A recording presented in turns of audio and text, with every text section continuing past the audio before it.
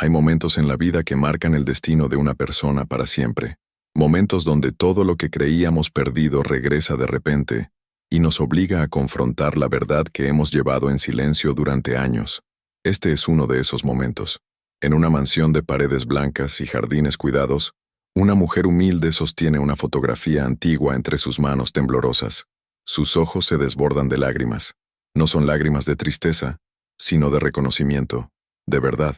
En esa imagen, ve a un niño que conoció hace 30 años en el orfanato, un niño cuyo nombre creía que nunca volvería a pronunciar, un niño que, según todos, había muerto ahogado en una presa, pero estaba vivo, y ella lo sabía.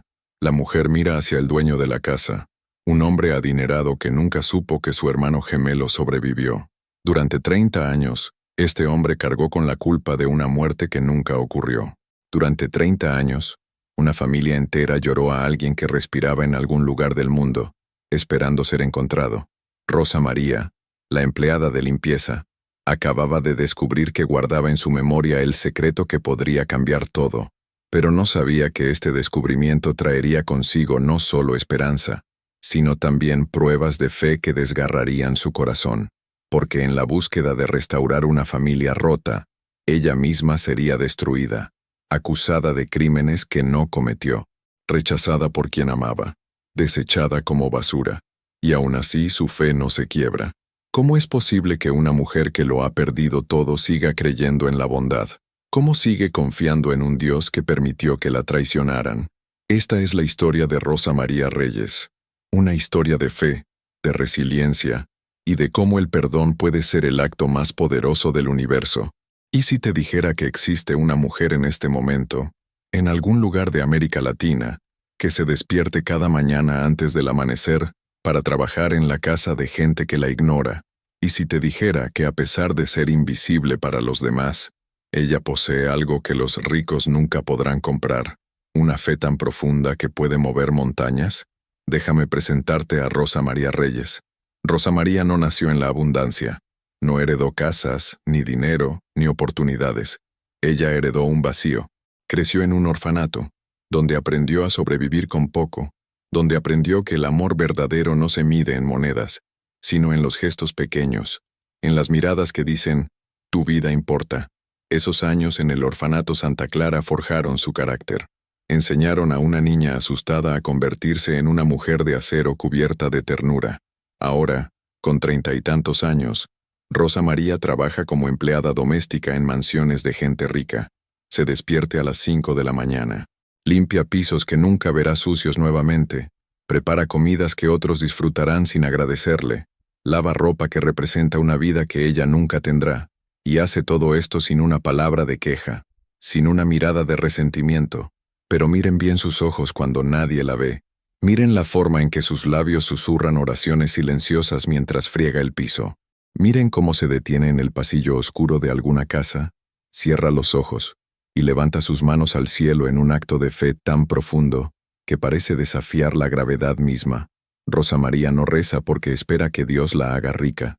Reza porque sabe que la fe es el único lujo que nadie puede quitarle.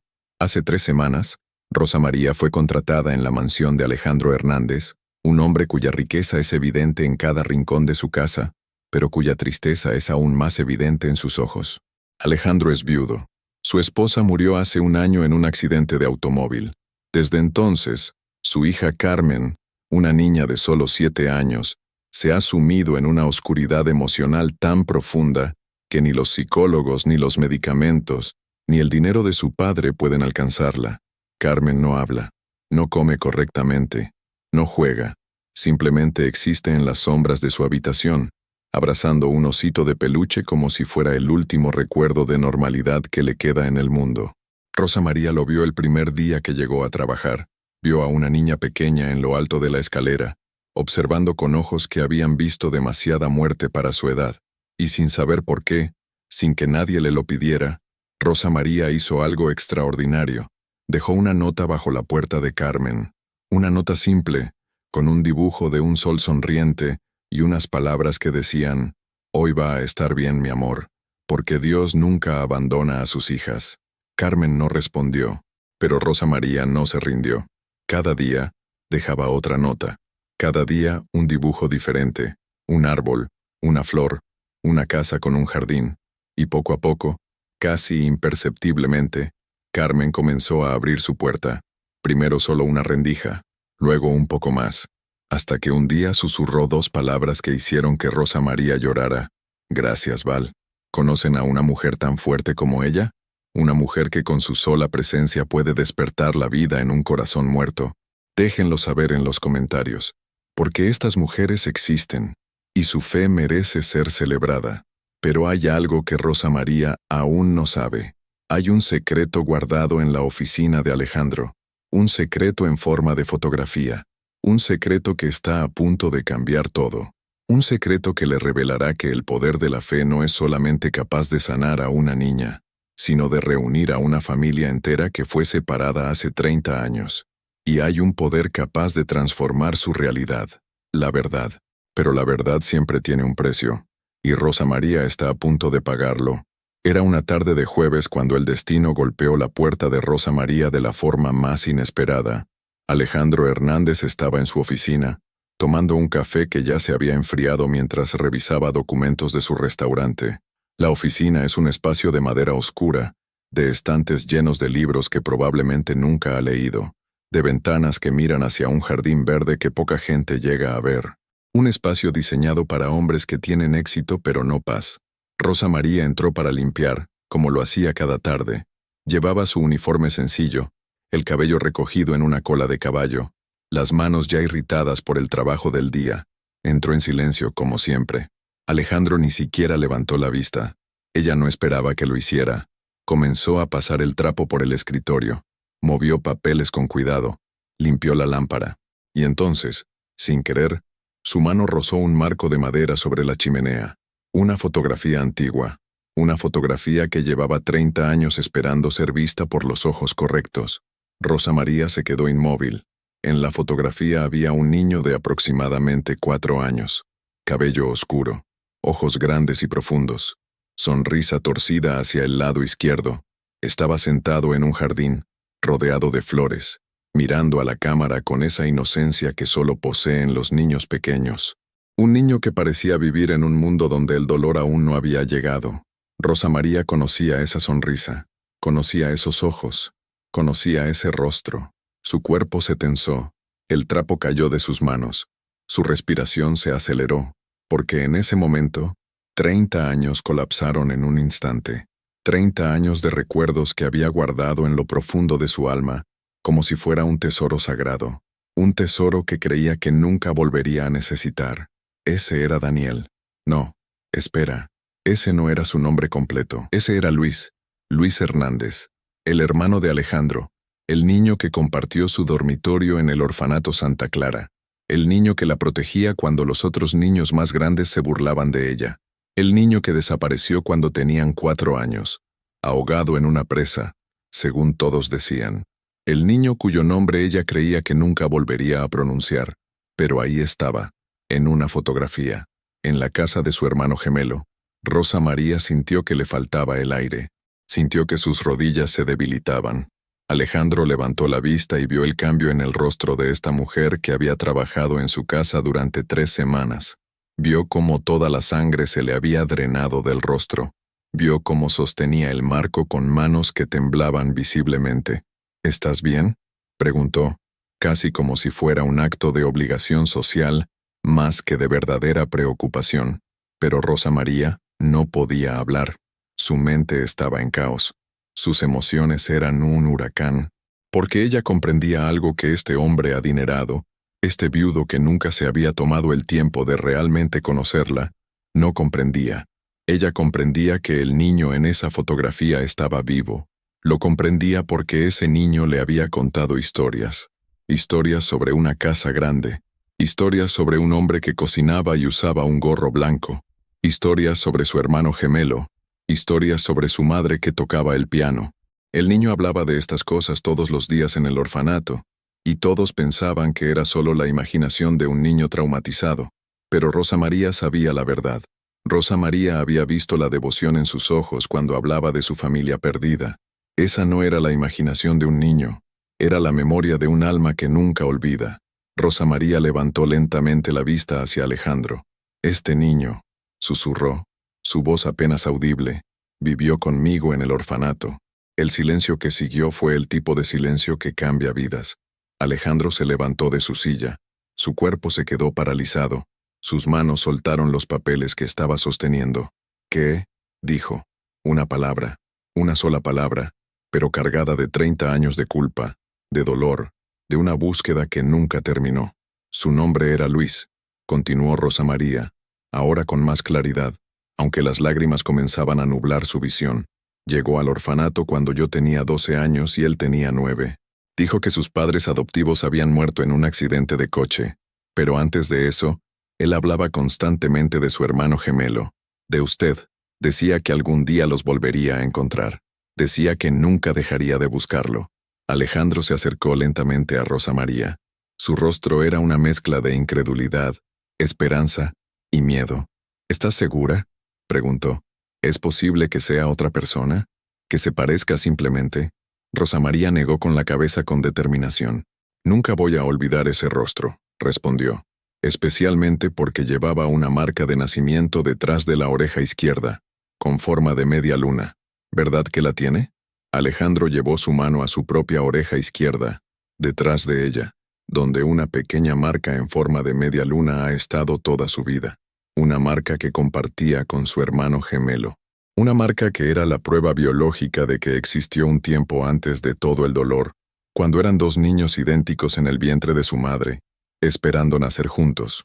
Dios mío, susurró Alejandro, y Rosa María comprendió en ese momento que este hombre, a pesar de toda su riqueza, a pesar de todos sus restaurantes y su mansión, nunca había sido realmente rico, había sido pobre, había estado completamente pobre de esperanza, hasta ahora.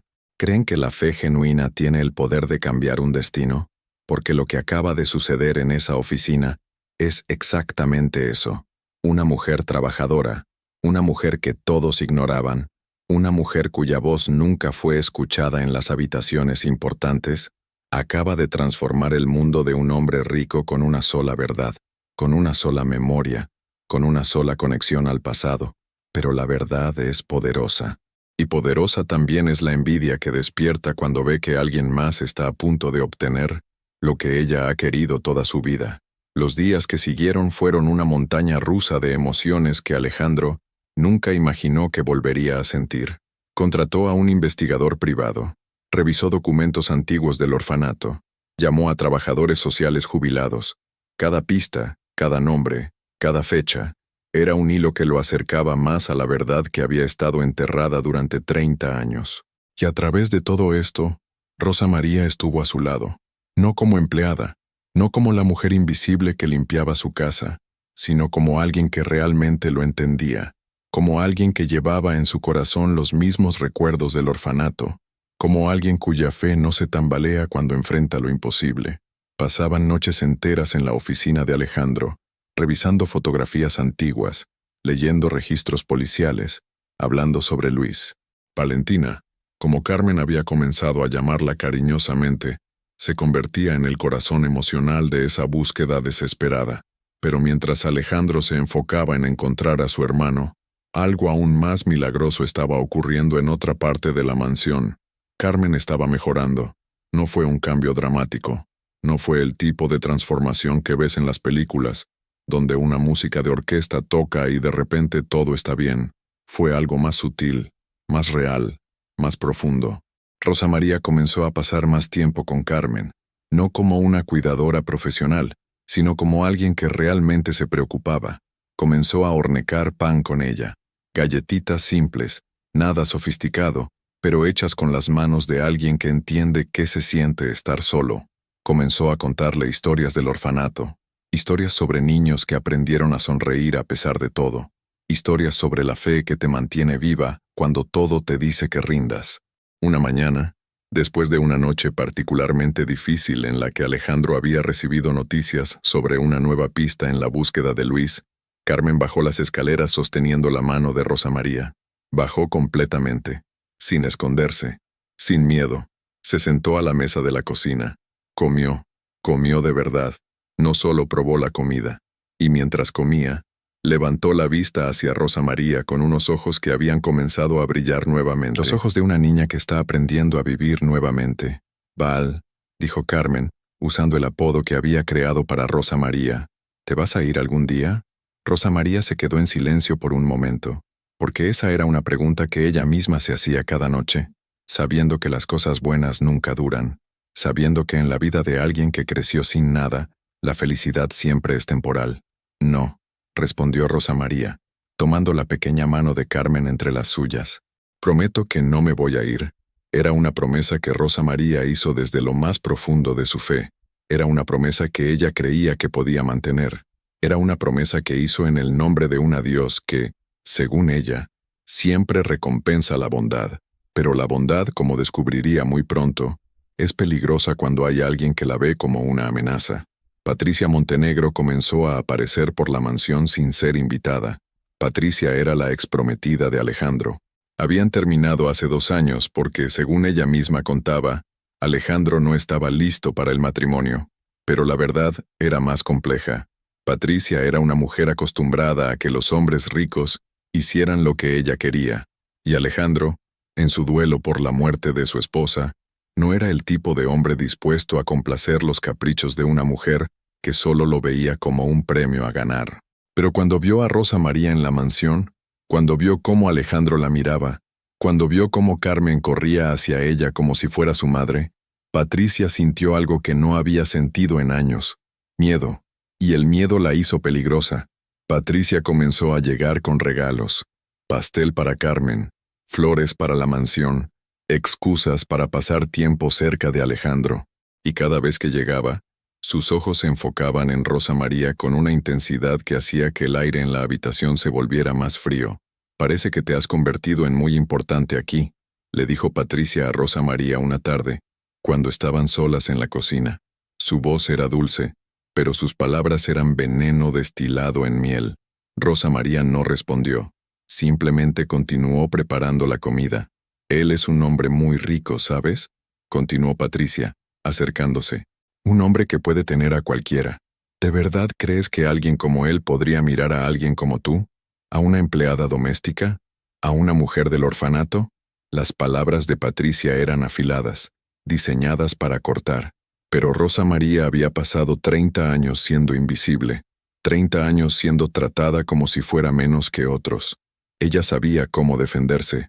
«No busco nada de él», respondió Rosa María tranquilamente, «excepto la oportunidad de ayudar, y a su hija también». Patricia se rió, una risa que no llegaba a sus ojos. «Oh, qué ingenua eres», dijo.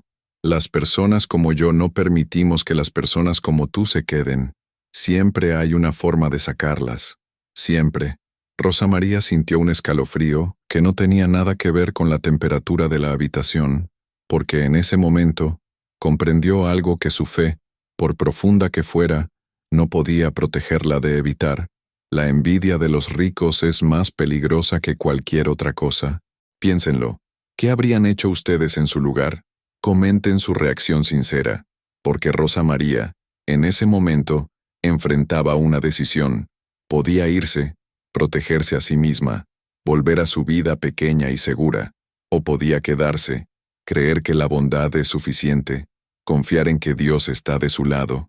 Podía arriesgarlo todo, pero Rosa María no sabía que ya había arriesgado más de lo que imaginaba, porque Patricia ya estaba planeando su caída. La investigación sobre Luis había llegado a un punto crítico.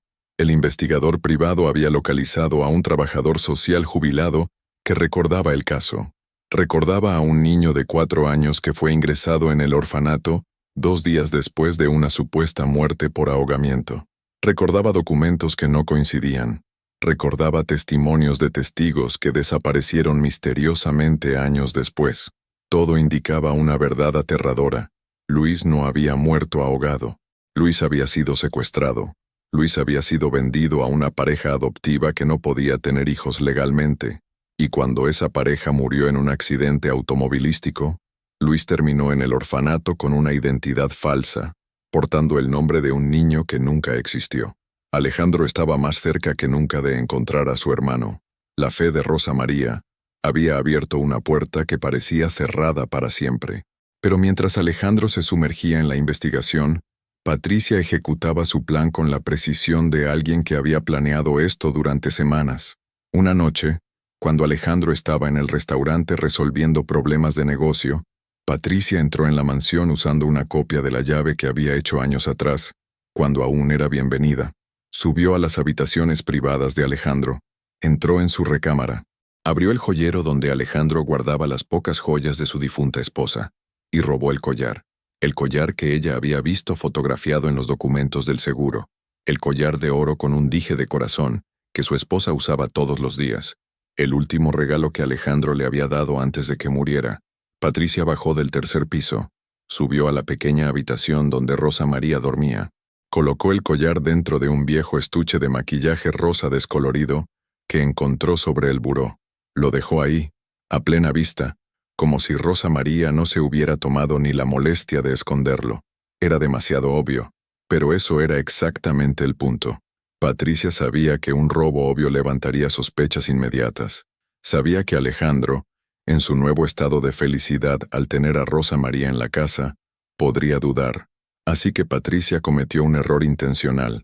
Haría que pareciera que Rosa María era tan arrogante, tan convencida de que estaba protegida por la fe de Alejandro en ella, que ni siquiera se molestó en esconder el collar adecuadamente. A la mañana siguiente, Patricia llamó a doña Elvira, la cocinera que había trabajado en la casa durante años. Plantó las semillas de la sospecha con cuidado.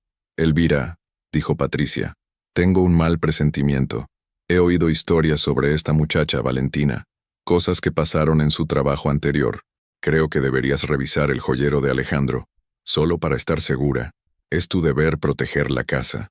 Doña Elvira, que había sido amable con Rosa María, que la había visto cuidar a Carmen con genuina ternura, sintió el veneno de la duda deslizarse en sus venas. Y esa tarde, mientras Alejandro no estaba, subió a su recámara, abrió el joyero, contó las joyas. El collar había desaparecido. El collar, que era tan importante, tan lleno de significado, había desaparecido. Doña Elvira llamó a Patricia, le contó lo que había encontrado. Y Patricia, con una voz llena de falsa preocupación, le sugirió que revisara el cuarto de Rosa María. «Mira en lugares obvios», dijo Patricia. «Los ladrones estúpidos nunca saben dónde esconder bien las cosas». Cuando Alejandro llegó a casa esa noche, cansado pero feliz por los avances en la búsqueda de Luis, fue recibido por doña Elvira en la puerta. Su rostro estaba pálido, sus manos temblaban. «Señor Alejandro», dijo, «tengo que contarle algo sobre Valentina». Lo que siguió fue una cascada de eventos que ocurrieron demasiado rápido, con demasiada finura, con demasiada precisión para ser accidente. Alejandro subió a su habitación, abrió el joyero, contó las joyas. El collar no estaba. Su cuerpo se heló. Ese collar era lo último que le quedaba de su esposa. Era la prueba material de que ella había existido, de que la había amado, de que una vez tuvo una vida normal. La pérdida del collar se sintió como perder a su esposa nuevamente. Subió al tercer piso donde dormía Rosa María. Llamó a la puerta. Rosa María abrió. Acababa de bañarse. Llevaba un pijama sencillo, su cabello mojado, sus ojos limpios, completamente inocentes. «Necesito entrar en su cuarto ahora», dijo Alejandro. El tono de su voz había cambiado. La calidez que Rosa María había llegado a conocer había sido reemplazada por algo frío, algo que parecía furioso. Haber estado esperando toda su vida para manifestarse. Rosa María supo en ese momento que algo terrible estaba sucediendo. Alejandro entró, comenzó a buscar, abrió los cajones, revolvió las pocas posesiones que Rosa María poseía. Cuando llegó al viejo estuche de maquillaje rosa, sus manos temblaban tanto que casi se le cae. Lo abrió, y ahí estaba, el collar, entre un labial viejo y un rubor roto. El silencio que siguió fue ensordecedor. Rosa María intentó explicar. «Yo no lo puse ahí. Alguien lo puso. Señor Alejandro, yo no tomé nada. Yo le juro». Pero Alejandro no la escuchaba, porque el hombre que Rosa María había visto comenzar a sanar, que había visto empezar a confiar de nuevo, que había visto comenzar a creer, se había roto. Su rostro se puso rojo, sus ojos echaban fuego, y las palabras que salieron de su boca fueron como cuchillos. «Te dije que trabajaras para mí, te dije que cuidaras de mi hija, y me robaste. Me robaste lo último que me quedaba de mi esposa. Recoge tus cosas y vete. Ahora, antes de que llame a la policía. Rosa María sintió que el mundo se desmoronaba. ¿Creen que la fe genuina tiene el poder de cambiar un destino? Porque en este momento, la fe de Rosa María necesitaría ser probada de maneras que ella nunca imaginó. Su bondad, que durante 30 años la había mantenido de pie, ahora era usada en su contra. Su inocencia era convertida en culpabilidad. Y Dios, el Dios en el que ella confiaba, parecía estar en silencio. Rosa María se fue de la mansión en una noche fría, con poco más de lo que había traído. Una mochila pequeña, ropa vieja, la fotografía desgastada de Luis que había guardado durante años. Dinero que no era suficiente para sobrevivir más de una semana. Ella caminó por las calles de la ciudad, sin saber a dónde ir, sin tener a nadie a quien llamar, porque eso es lo que significaba crecer en un orfanato. No tenías familia, no tenías red de seguridad, solo tenías a Dios. Y en ese momento, Rosa María cuestionaba si Dios realmente estaba escuchando. Se sentó en una banca en una plaza. Era casi las 9 de la noche. Hacía frío. Comenzaba a llover. Ella tomó su teléfono viejo con una batería casi muerta. Tenía 400 pesos en su cuenta bancaria. Era todo lo que tenía en el mundo. Llamó a la hermana Magdalena. La hermana Magdalena había sido la coordinadora del orfanato Santa Clara. Era una mujer de unos 60 años, llena de compasión, que había dedicado su vida a cuidar niños que nadie más quería. Cuando escuchó la voz de Rosa María llorando, supo sin necesidad de explicaciones que algo había salido mal. «Hija», dijo la hermana Magdalena, «¿dónde estás?» Rosa María le contó todo, sobre la mansión, sobre Carmen, sobre Alejandro, sobre cómo su bondad la había llevado a un lugar donde ahora estaba desechada como basura, sobre cómo había perdido todo nuevamente, sobre cómo, a pesar de todo lo que había trabajado, de toda la fe que había mantenido, al final terminaba donde siempre, sola. La hermana Magdalena escuchó en silencio. Luego dijo palabras que Rosa María necesitaba escuchar. «Rosa María, tú no has fallado. Otros te han fallado a ti. Ven, voy a mandar a alguien a recogerte. Hay un lugar donde puedes estar segura». Media hora después, un sacerdote joven llamado Padre Juan recogió a Rosa María en la plaza. La llevó a una casa de acogida de la iglesia. Sencilla, limpia, segura. Rosa María se bañó.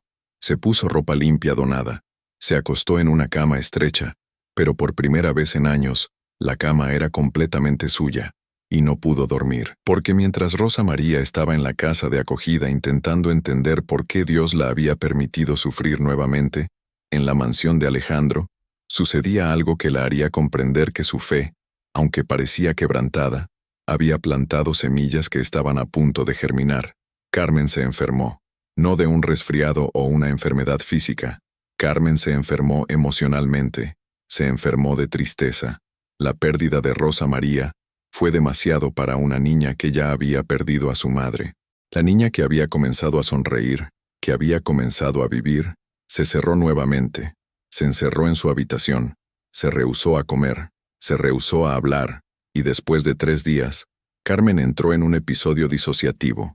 Su cuerpo se desconectó de sus emociones como forma de protección. Sus ojos quedaron vacíos. Su cuerpo se meció de adelante hacia atrás. Fue como ver a una muñeca rota en forma de niña.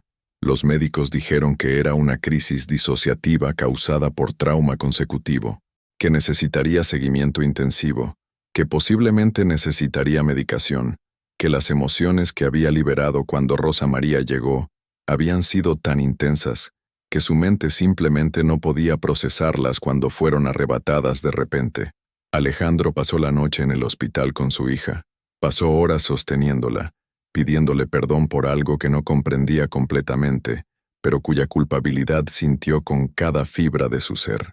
Fue durante esa noche, mientras su hija dormía bajo los efectos de sedantes, que Alejandro comenzó a cuestionarse si realmente había hecho lo correcto, y si Rosa María decía la verdad, y si realmente alguien le había plantado el collar, y si la había echado injustamente. Esas preguntas comenzaron a corroer su conciencia, porque Alejandro, a pesar de ser un hombre rico, no era un hombre malo, era un hombre asustado, un hombre que había permitido que el miedo lo llevara a cometer una injusticia. Fue entonces cuando Carmen, aún en su estado disociativo, hizo algo que parecía imposible. Se despertó, y cuando lo hizo, con los ojos aún vidriosos, susurró dos palabras que destrozaron a Alejandro. Trae a Val. Era el apodo cariñoso de Rosa María. Era el nombre que Carmen había elegido cuando comenzó a abrirse. Eran las dos palabras más importantes que su hija podía haber dicho, porque le decían a Alejandro que había cometido un terrible error. Al día siguiente, Carmen fue dada de alta del hospital.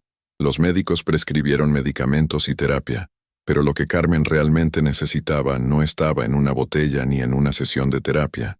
Lo que Carmen necesitaba era la presencia de la mujer que le había enseñado que la fe podía sanar. Fue entonces cuando Alejandro tomó la decisión más importante de su vida. Iba a encontrar a Rosa María, y iba a arrastrarse si era necesario para pedirle perdón.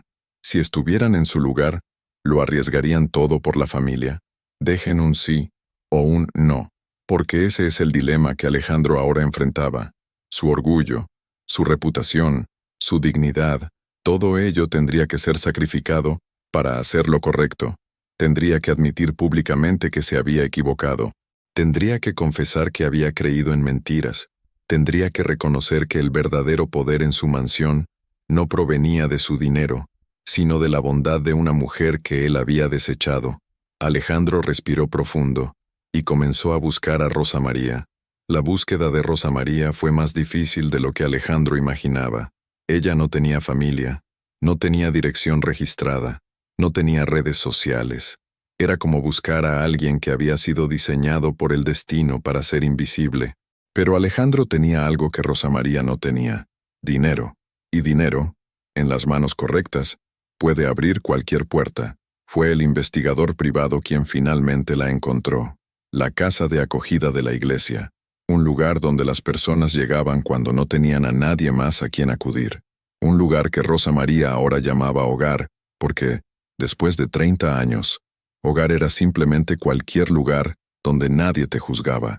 Cuando Alejandro llegó a la puerta de esa casa, llevaba a Carmen con él. Traía pruebas. Traía la grabación de la confesión de Patricia, quien finalmente, cuando fue confrontada con las evidencias, había admitido todo. Admitió el robo. Admitió la conspiración. Admitió que había destruido la vida de una mujer inocente por pura envidia. Pero lo más importante que Alejandro traía era humildad. Fue Rosa María quien abrió la puerta. Cuando vio a Alejandro en el umbral, su rostro se empalideció. No sabía qué esperar. Si venía a traerle más dolor o si, de alguna manera milagrosa, venía a traer redención. Alejandro no habló. Simplemente se arrodilló. Se arrodilló en el piso de esa casa de acogida, enfrente de una mujer que él había tratado injustamente, enfrente de su hija, enfrente de Dios. Rosa María, dijo, me equivoqué terriblemente. Creí en mentiras cuando debería haber creído en ti. Traté tu bondad como si fuera una amenaza, y por mi falta de fe perdiste tu trabajo, tu hogar, y casi pierdo a mi hija nuevamente. Rosa María sintió que le ardían los ojos. Tengo pruebas de que eres inocente, continuó Alejandro. Tengo la confesión de Patricia. Tengo todo lo que necesitas para demostrar que fuiste víctima de una conspiración. Pero más importante que eso, tengo esto: una disculpa sincera, una petición de perdón y una promesa. La promesa de que, si me das una oportunidad, pasaré el resto de mi vida tratando de merecer la fe que tú siempre tuviste en mí. Carmen, que había estado observando en silencio, corrió hacia Rosa María. La abrazó con la fuerza desesperada de una niña que casi pierde a la persona más importante de su mundo. Val, sollozó Carmen, por favor regresa. Te prometo que me voy a portar bien. Te prometo que voy a comer. Solo por favor regresa. Rosa María abrazó a la niña, y en ese abrazo sintió algo que parecía milagro. Sintió que Dios estaba escuchando después de todo. Sintió que su fe no había sido en vano, pero aún dudaba, porque para alguien que ha sido traicionado, confiar de nuevo no es fácil. Confiar de nuevo requiere un acto de fe aún mayor que el primero. ¿Cómo puedo confiar en que esto es real?, preguntó Rosa María. Alejandro se levantó lentamente, metió su mano en el bolsillo, sacó algo que hizo que Rosa María retuviera el aliento. Era la fotografía del investigador. Una fotografía del hombre que había encontrado. Un hombre que trabajaba como chef en Querétaro. Un hombre de 33 años, con los mismos ojos oscuros que Alejandro, con la misma sonrisa torcida, con la misma marca de nacimiento detrás de la oreja izquierda. Era Luis. Lo encontramos, dijo Alejandro, su voz quebrándose de emoción. Gracias a ti, Rosa María. Gracias a tu fe, encontramos a mi hermano, y está vivo, y quiere conocerme. Rosa María sostuvo la fotografía entre sus manos temblorosas, porque ella reconocía a ese hombre, reconocía la esencia de Luis en esos rasgos maduros. El niño que ella había conocido en el orfanato, el niño que le había salvado la vida tantas veces, estaba vivo, y después de 30 años de separación, los hermanos finalmente iban a volver a estar juntos. ¿Vamos?, preguntó Alejandro, extendiendo su mano. Rosa María tomó su mano, no como empleada, no como alguien que estaba siendo contratada nuevamente, sino como alguien que elegía estar ahí, como alguien que elegía confiar nuevamente, a pesar del dolor del pasado. El viaje a Querétaro fue de casi 2 horas en auto. Durante todo el trayecto, Carmen parloteaba emocionada en el asiento trasero. Alejandro conducía en silencio, ocasionalmente tomando la mano de Rosa María, como si tuviera miedo de que desapareciera nuevamente. Y Rosa María, sentada en el asiento del acompañante, miraba por la ventana y rezaba. Rezaba porque este encuentro fuera real. Rezaba porque Alejandro estuviera diciendo la verdad. Rezaba porque el milagro que creía estar viviendo no se desvaneciera como un sueño. Cuando llegaron al Zócalo de Querétaro, el sol estaba comenzando a declinar. Había un puesto de comida callejera, un letrero que decía, Luis Hernández, comida gourmet. Y detrás del mostrador, preparando platillos con los mismos movimientos precisos que Rosa María recordaba del niño que ella conocía, estaba Luis. Alejandro se detuvo. Su respiración se aceleró, porque por primera vez en 30 años, iba a ver el rostro de su hermano gemelo, no en una fotografía antigua, no en un recuerdo que se había desvanecido con el tiempo, sino en persona, real, vivo. Rosa María apretó su mano. Ve, susurró. Los dos hombres se acercaron el uno al otro lentamente, como si estuvieran en un sueño, como si cualquier movimiento brusco pudiera romper la magia del momento. Cuando finalmente se miraron a los ojos, fue como si el universo se reconociera a sí mismo, porque esos ojos eran idénticos, esa sonrisa era la misma, ese ser era el reflejo perfecto de lo que Alejandro hubiera sido en una línea temporal diferente. Tú eres Alejandro, dijo Luis. No era una pregunta, era una afirmación. Era el reconocimiento de un alma que había estado buscando a su otra mitad durante 30 años. Tú eres mi hermano, respondió Alejandro, y los dos hombres se abrazaron. Abrazaron 30 años de separación. Abrazaron todos los años perdidos. Abrazaron la culpa, el dolor, la esperanza, la redención. Y mientras se abrazaban, Carmen corrió hacia Rosa María y le susurró algo que hizo que Rosa María comprendiera por fin el verdadero poder de la fe. Val, dijo Carmen, Dios siempre escucha, ¿verdad? Sí, mi amor, respondió Rosa María, secándose las lágrimas. Dios siempre escucha. Los siguientes 3 meses fueron una transformación lenta pero constante. Luis se mudó a la Ciudad de México, se unió al negocio de Alejandro, y por primera vez en sus vidas, los hermanos que habían sido separados por el destino, comenzaron a construir un futuro juntos.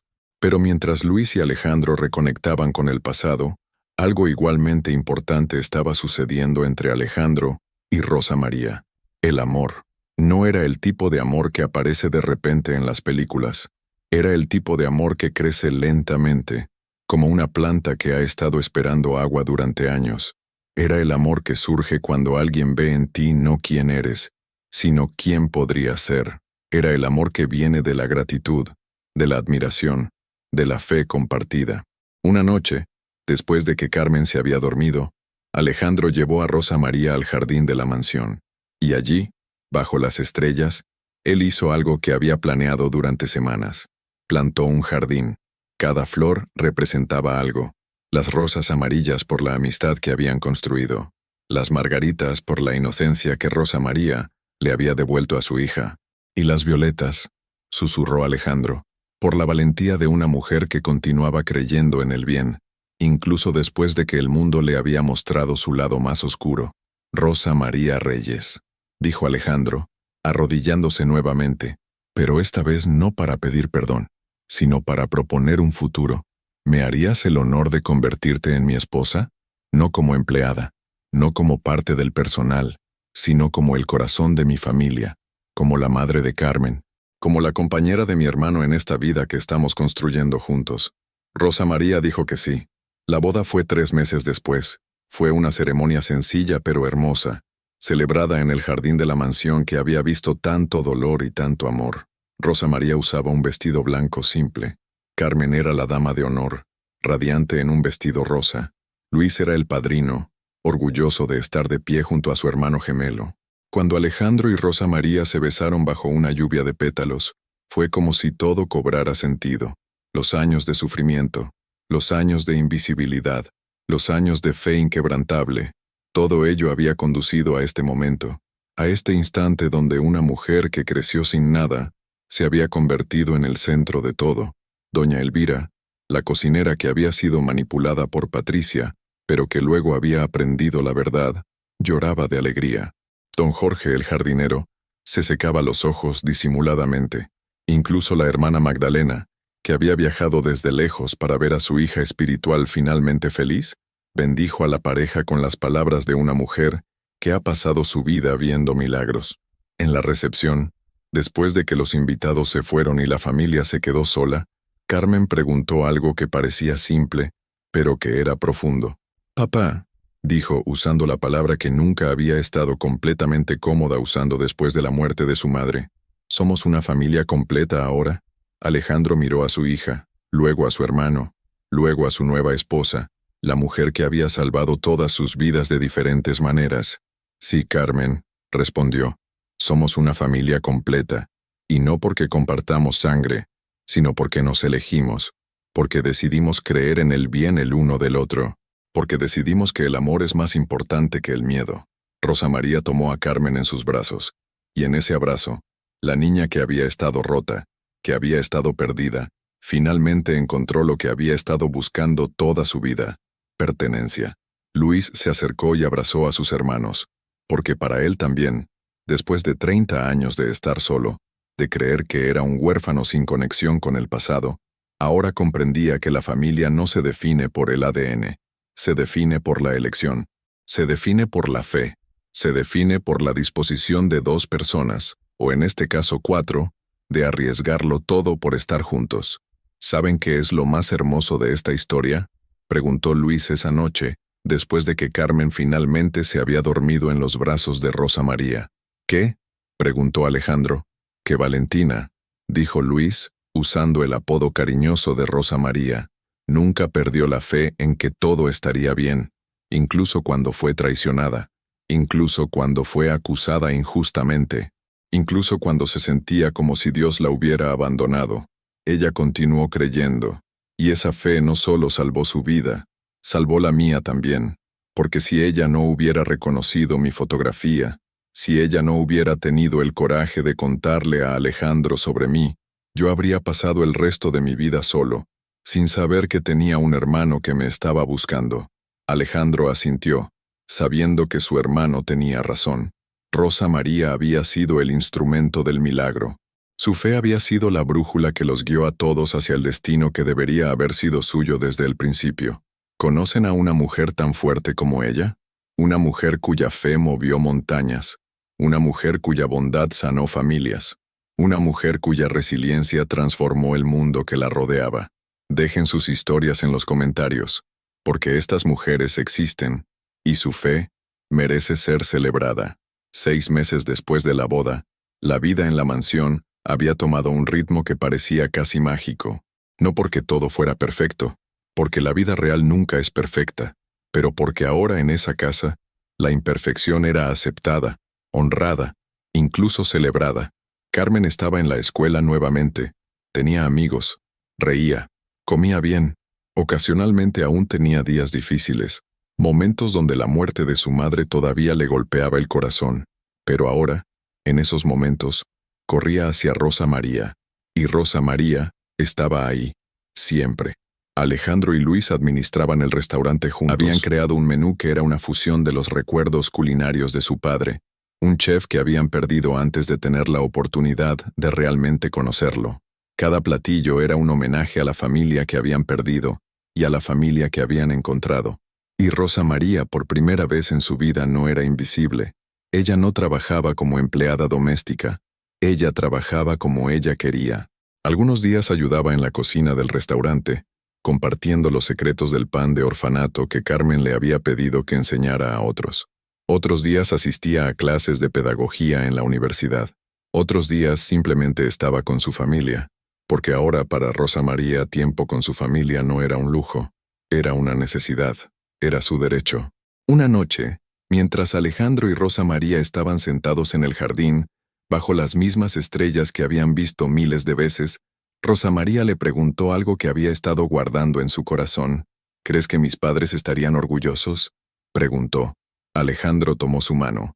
Creo que todo el cielo estaría orgulloso de ti, porque no solo sobreviviste a la pobreza, no solo sobreviviste al orfanato, no solo sobreviviste a la traición, transformaste todo eso en bondad, en fe, en amor. Rosa María se apoyó en el hombro de su esposo, y en ese momento sintió algo que creía que nunca sentiría. Paz. La paz que viene no de tener todo resuelto, sino de aceptar que la vida es un viaje, y aunque el camino fue doloroso, aunque fue largo, aunque fue injusto en tantos momentos, finalmente había llegado a un lugar donde podía respirar, donde podía ser ella misma, donde podía vivir. Fue entonces cuando sonó el teléfono de Alejandro. Era el investigador privado. Traía noticias finales sobre el caso.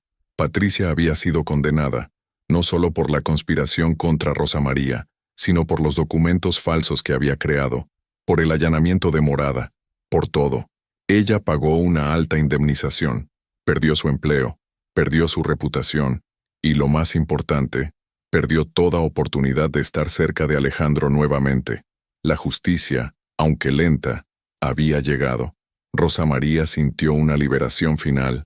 No era venganza lo que quería, nunca lo fue, pero saber que la verdad había triunfado, que su nombre había sido vindicado públicamente, que Carmen y Alejandro y Luis sabían sin sombra de duda que ella era inocente, eso lo cambió todo. La vida continuó. Un año después, Carmen completó la adopción oficial.